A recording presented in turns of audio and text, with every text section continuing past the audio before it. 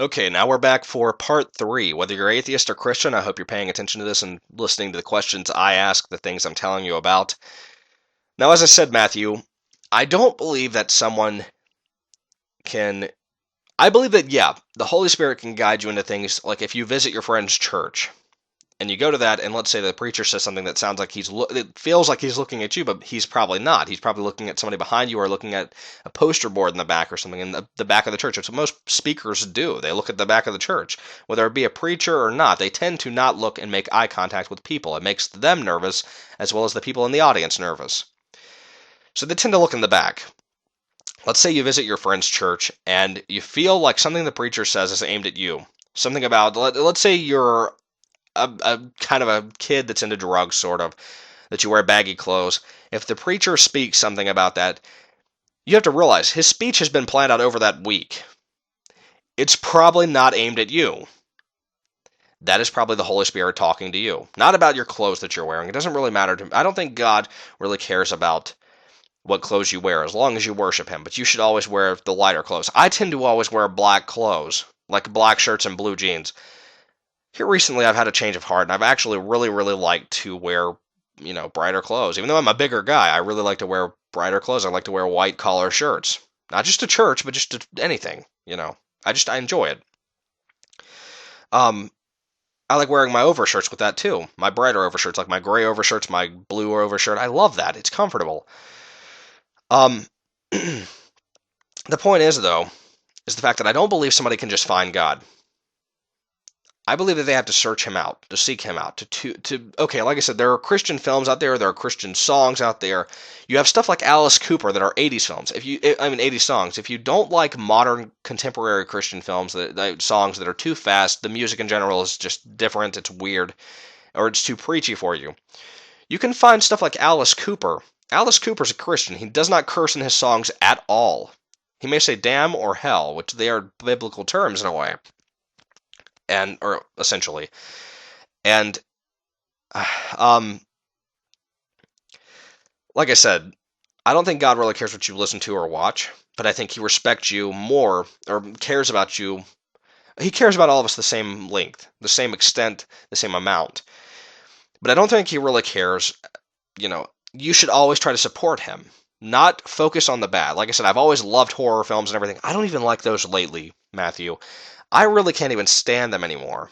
I don't like to watch regular films anymore. I really don't. I found out all these Christian films. One thing that appeals to me, like I said, find things that appeal to you, whether it be music or whether it be um, films.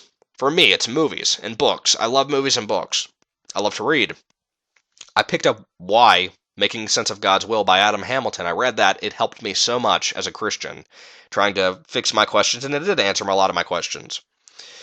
But then you get things like The Shack by William Paul Young that mess up the theology, and they tend to make people mess up things. However, it's a great book. It's a very interesting book, but it can mislead. So, at least God guided me before I started reading The Shack.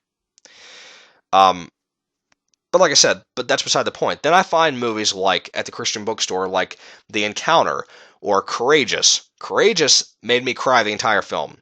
Not just for the worship message of God, but for the fact that it's a story about fathers and how fathers need to be. Christian films have changed quite a bit. They are not just preachy films. They have awesome plot lines. A lot of them are very, very, very great films. Fireproof, one of the best examples of a really good film in general. A lot of people like Left Behind, whether it be the book or the film. A lot of people like Left Behind. These kind of things appeal to me.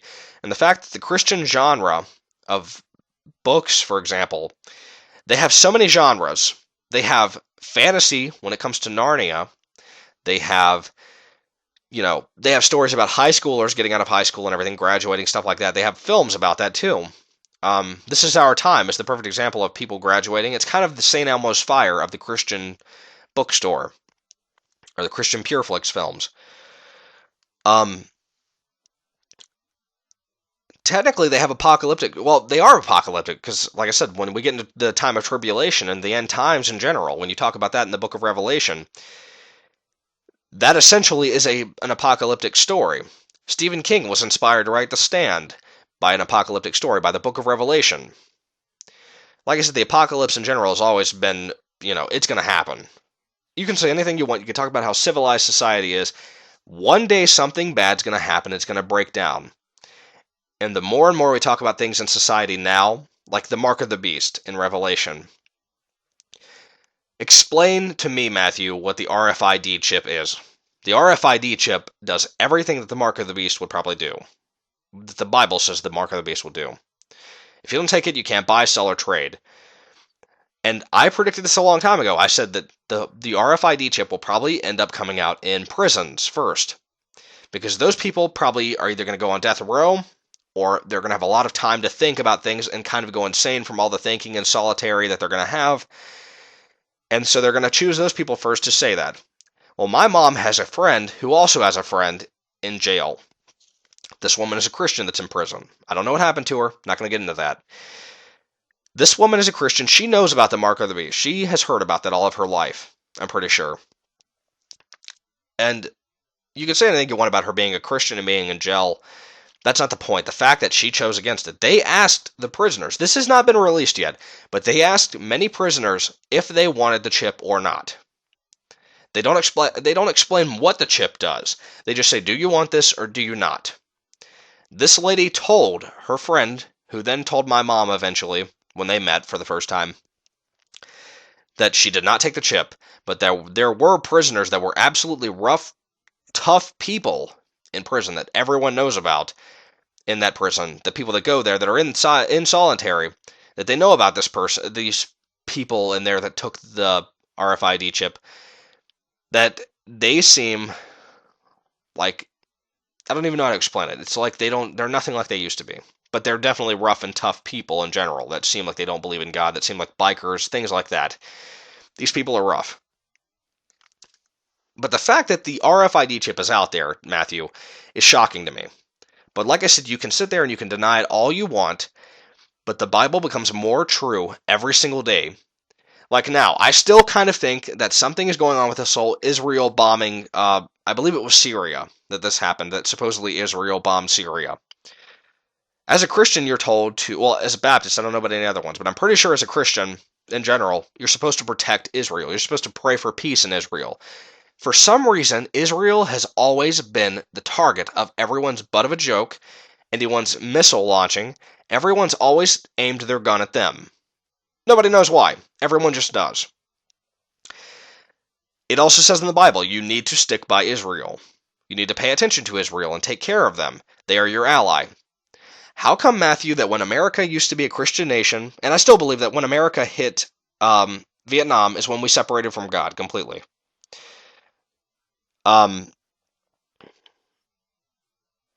Essentially, I'm thinking, okay, how come when we used to be a Christian nation, we took care of Israel?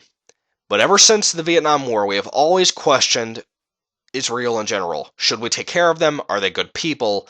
We have constantly questioned that. I don't see why. They haven't done anything, and I really don't think they've bombed Syria. I don't think they have anything to do with it. Some people are saying that they do, and somebody tried to tell me that they admitted to it. I don't believe that. I really don't.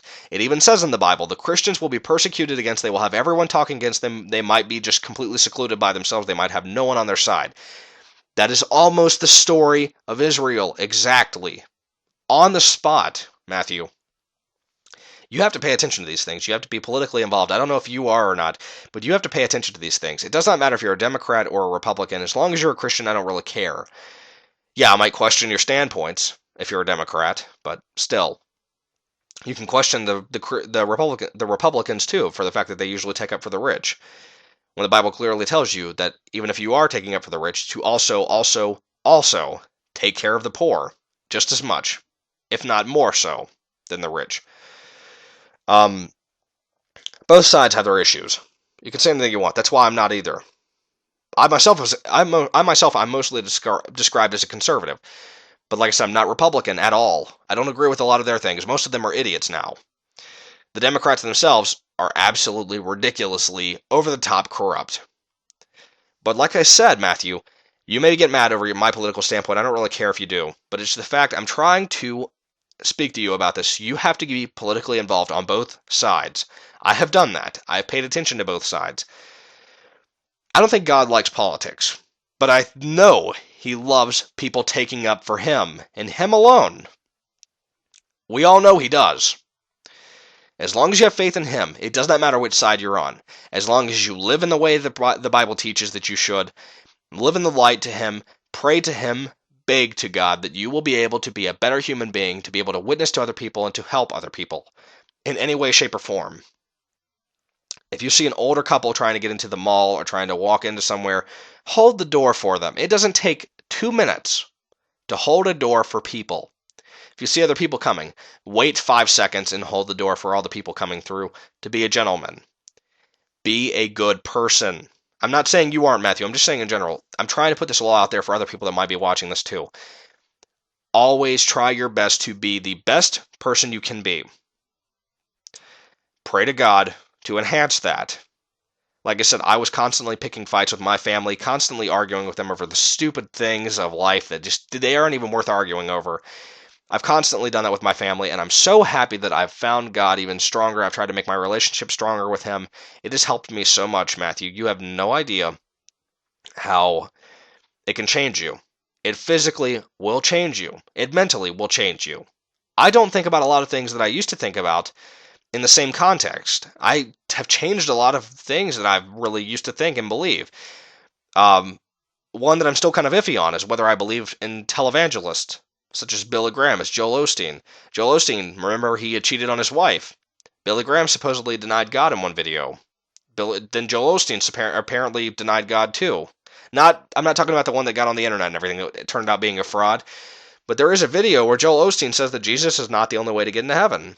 Just like the things that Oprah Winfrey preaches. Even though Oprah Winfrey is not a preacher, but just in general, she tries to put in New Age Christianity. New Age also always means different. Change. Constantly. And then you have people like Barack Obama standing around that claim they're Christian, but every belief they have goes against the Christian ideals. And then like the army thing, taking Christianity out of the army, yet in the Pentagon, Muslims can pray on the ground in the middle of the hallway. Doesn't matter. As long as they're praying to Mecca, they don't care. The government does not care, but they are crucifying, and, this is just a kind of a roundup of what I think. Essentially, the government is targeting Christianity, just like the Bible talks about. Like I said, Matthew, you can agree with me all you want. I'm trying to give you pointers as to why I believe in God, why my faith has gotten stronger over time, and I strongly believe that there is a God.